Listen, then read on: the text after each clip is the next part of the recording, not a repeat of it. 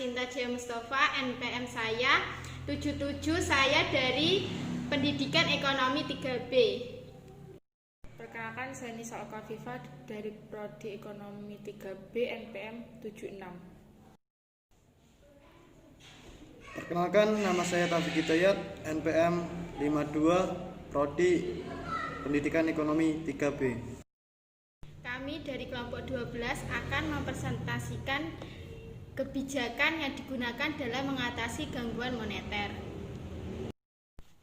Pendekatan kebijakan moneter, meskipun Bank Sentral hanya peduli pada inflasi dan aktivitas ekonomi, kebijakan moneter seharusnya berbagi penyesuaian pada variabel moneter, seperti penyesuaian terhadap JUP, suku bangsa ataupun kurs valuta asing, nilai tukar. Untuk itu, pada sebab berikut akan dibahas 3 kemungkinan pendekatan yang berkaitan dengan pendekatan penggunaan yang berkaitan dengan pendekatan pengayanan M2 untuk mencapai target GDP nominal khususnya. Macam-macam pendekatan kebijakan moneter. A. Judgment relaxing, pendekatan the status quo dalam kenyataan sebagaimana dilakukan oleh Bank Sentral di beberapa negara di mana Bank Sentral melakukan pengawasan terhadap cadangan bank dengan cara melakukan pengawasan terhadap cadangan bank dengan cara melakukan jual beli surat-surat berharga. Pendekatan suku bunga murni atau pure pegging interest dengan pendekatan Bank Sentral mengatur volume jual beli surat-surat berharga agar target suku bunga yang diinginkan Bank Sentral dapat tercapai. B. A context growth rate of M2, pendekatan pasif moneter policy, biasanya dikatakan dengan nama Milton Friedman karena secara resmi diakui bahwa Friedman adalah yang melakukan usulan agar kebijakan moneter diambil dengan cara menetapkan pertumbuhan JUB secara konstan atau tetap, menetapkan pertumbuhan JUB yang sama dengan laju pertumbuhan GDP, potensi yang diharapkan dikurangi laju pertumbuhan kecepatan uang atau velocity yang diharapkan adalah sama halnya mengharapkan laju inflasi sama dengan 0. C. Active Targeting Rules of Monetary Policy, pendekatan Active Targeting Rules dikembangkan oleh Taylor 1985 dan disempurnakan oleh McCallum 1988 sampai 1990, di mana dalam pendekatan ini mereka membuat simulasi berbagai alternatif pilihan aturan atau rules yang dapat digunakan untuk menstabilitas pertumbuhan GDP nominal. Kegunaannya monetary targeting rule adalah 1. A sufficiently stable link between money and nominal GDP. 2. Satisfactory behavior of the central bank. 3. A limited system response to the change in monetary policy. Pengertian kebijakan moneter. Kebijakan moneter adalah perangkat kebijakan ekonomi yang dibuat untuk mengatur ukuran serta tingkat pertumbuhan pasokan uang di dalam perekonomian negara. Kebijakan ini adalah tindakan yang terukur untuk membantu mengatur variabel mikroekonomi seperti inflasi ataupun pengangguran. Kebijakan ini dilakukan dengan berbagai cara, termasuk penyesuaian suku bunga, mengubah jumlah uang tunai yang berada di pasar, serta pembelian dan penjualan sekuritas pemerintah. Tujuan moneter: mengedarkan mata uang sebagai alat pertukaran atau medium of exchange dalam perekonomian, mempertahankan keseimbangan antara kebutuhan likuiditas perekonomian dan stabilitas tingkat harga, distribusi likuiditas yang optimal dalam rangka mencapai pertumbuhan ekonomi yang diinginkan pada berbagai sektor ekonomi, membantu pemerintah melaksanakan kewajiban yang tidak dapat terrealisasi melalui sumber penerimaan yang normal, menjaga kestabilan ekonomi, artinya pertumbuhan arus barang dan jasa seimbang dengan pertumbuhan arus barang dan jasa yang tersedia. Kebijakan fiskal, kebijakan perdagangan internasional. Kebijakan fiskal merupakan kebijakan yang dibuat oleh pemerintah dengan cara meningkatkan atau menurunkan pendapatan atau anggaran negara. Pemerintah memiliki kewenangan untuk menentukan besaran anggaran atau pendapatan yang dikeluarkan pada program tertentu.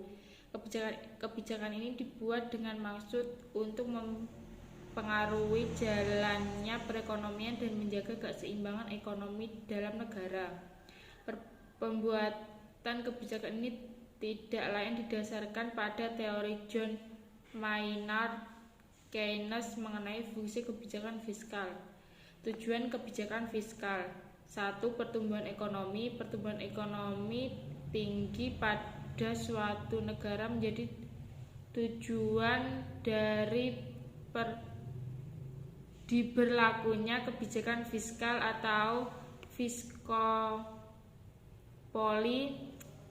Saat perekonomian meningkat, maka perkembangan bisnis semakin nyata dan masyarakat akan memperoleh pendapatan yang tinggi pula. Pendapatan masyarakat yang tinggi menjadi tolak ukur kesejahteraan bangsa secara keseluruhan. 2. Mencegah pengangguran. Mencegah terhadap terjadinya pengangguran merupakan tujuan utama dari berlakunya kebijakan ini. Kegagalan dalam mencapai kesempatan kerja penuh atau pengangguran akan menyebabkan tidak tercapainya tingkat pendapatan nasional yang tinggi. 3. Stabilitas harga. Tujuan lain menerapkan fiskal policy adalah mempertahankan harga umum pada tingkat yang layak. Jika harga umum turun secara tajam, maka akan mendorong pertumbuhan pengangguran karena sektor usaha kehilangan kesempatan untuk memperoleh keuntungan. Jenis kebijakan fiskal ekspansif. Kebijakan jenis ini biasa diterapkan saat negara mengalami resesi atau deflasi yang cukup serius untuk merangsang kembali pertumbuhan ekonomi. Melalui kebijakan ini, pemerintah akan melakukan penurunan pajak atau membelanjakan uang dalam jumlah besar atau bisa keduanya. Tujuan dilakukan kebijakan ini adalah untuk membuat konsumen memegang lebih banyak uang. Saat masyarakat memegang uang lebih banyak, mereka akan membelanjakannya lebih banyak pula yang berguna untuk merangsang pertumbuhan ekonomi. Kontraksional berbanding terbalik dengan jenis kebijakan sebelumnya. Kebijakan kontraksional dilakukan untuk menghambat laju pertumbuhan ekonomi. Aneh memang jika kebijakan ini diterapkan karena laju pertumbuhan ekonomi yang tinggi bisa menguntungkan negara. Namun hal ini tidak berlaku bagi negara yang mengalami tingkat inflasi yang tinggi. Ternyata bukan hanya inflasi yang merugikan, namun inflasi yang terlalu tinggi juga dapat memberikan dampak buruk bagi negara.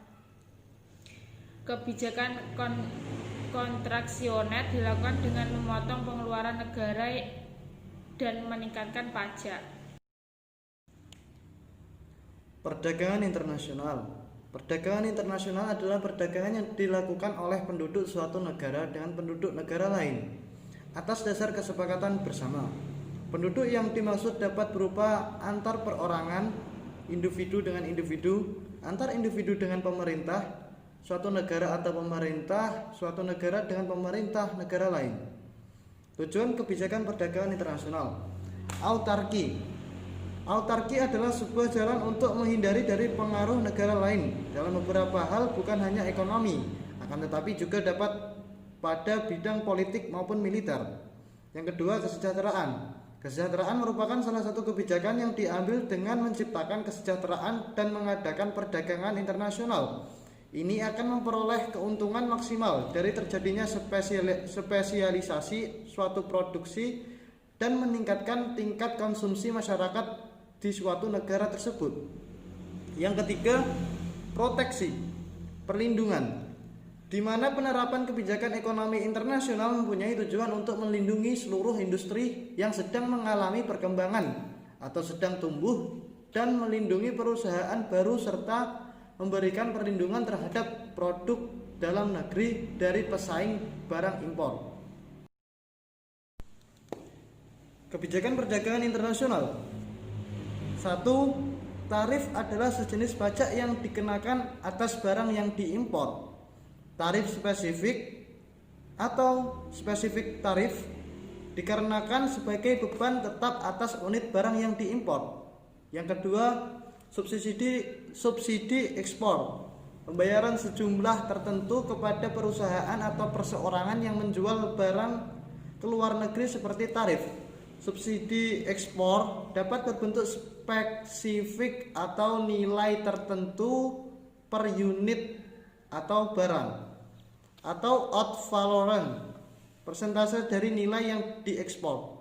Jika pemerintah memberikan subsidi ekspor, pengiriman akan mengekspor dan harga luar negeri sama dengan nilai subsidi.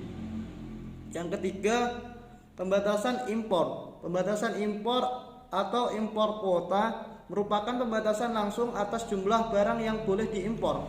Pembatasan ini biasanya diberlakukan dengan memberikan lisensi kepada beberapa kelompok individu atau perusahaan. Misalnya Amerika Serikat membatasi impor keju. Hanya perusahaan-perusahaan dagang tertentu yang diizinkan mengimpor keju. Masing-masing yang diberikan jatah untuk mengimpor sejumlah tertentu setiap tahun tak boleh melebihi jumlah maksimal yang telah ditetapkan besarnya kuota untuk setiap perusahaan didasarkan pada jumlah keju yang diimpor tahun-tahun sebelumnya. Sekian dari kelompok kami. Bila ada kurang lebihnya, mohon maaf sebesar-besarnya. Akhirul kalam, assalamualaikum warahmatullahi wabarakatuh.